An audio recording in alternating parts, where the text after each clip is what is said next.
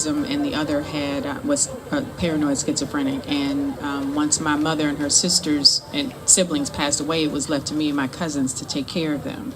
And then also, I was in the legislature on the Mental Health Appropriations Committee, so I know the importance of having accessible mental health services and how that makes a difference for those of us who care for people who are differently abled. So, but I also want to make sure that our public safety department has mental health professionals in it.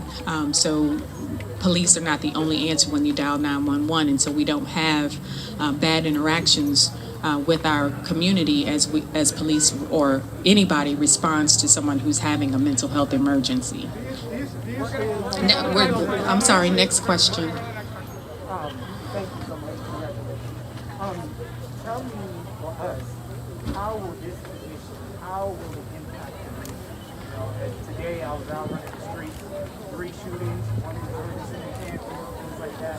How will you use this role, or in what way will your role help transform the problems in the region? Right.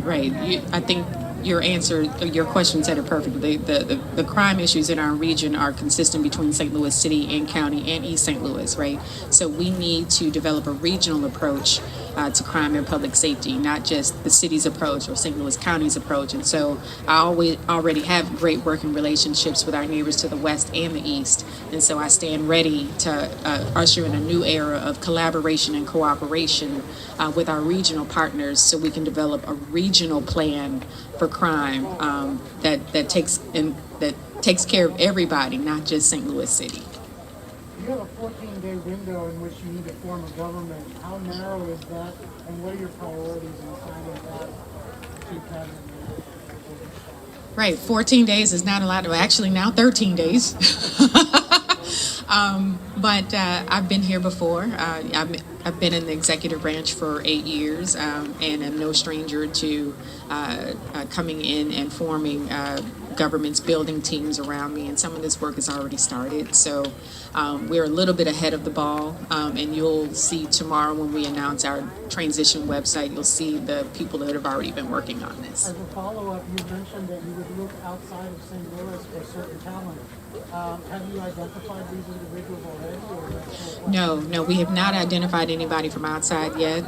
But tomorrow, when we announce the transition website, we will be sending that out far and wide and see who wants to move to St. Louis. That should be the name of a TV show. Who wants to move to St. Louis?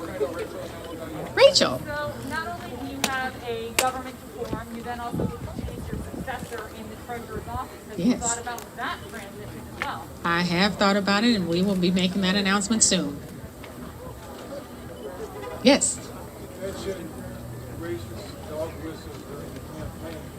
Can you give some examples of that, please? I mentioned racist dog whistles during the campaign. So, perfect example was the reference to East St. Louis, and my opponent said that she was afraid that St. Louis could become East St. Louis, and it was a dog whistle, in my opinion, to her conservative base.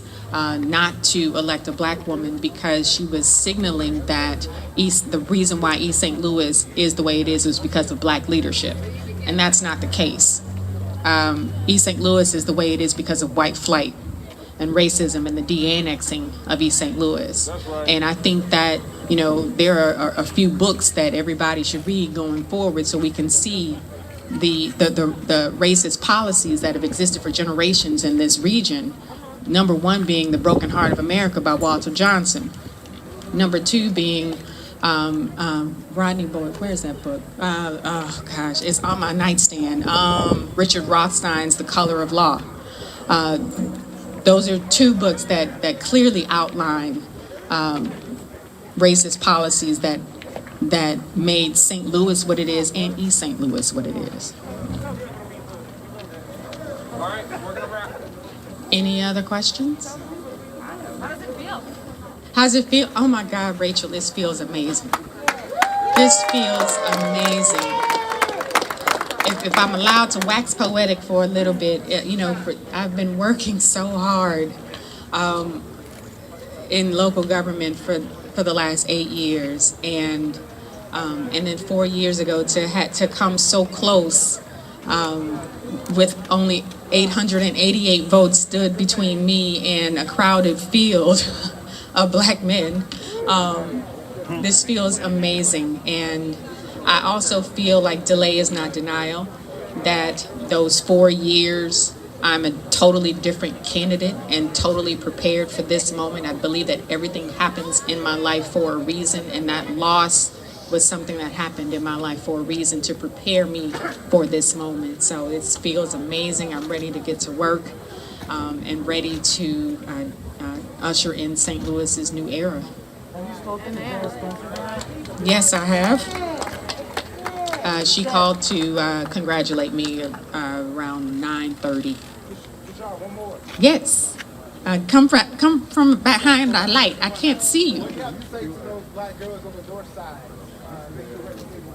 What do I have to say to those black girls on the north side? Well, a couple of things. Number one, to every single mama who wants to do something more, you can. One of my mentors always told me, said, you can have it all, just not all at the same time. All right. And to those little girls, this is possible. Anything is possible if you believe in yourself. What do you So have never to say stop to the believing black in boys? yourself. What do you have to say to the black boys? To my black son. The black boys, no black Right, boys. I'm raising a black boy, and I am hopeful that he sees that women can Not do just almost him. any. Black boys. Excuse me. Black boys. We have to quit Okay. separating the All right, black you- men and women. All right, Bring you're them not both listening, together. so thank you. Yeah, run.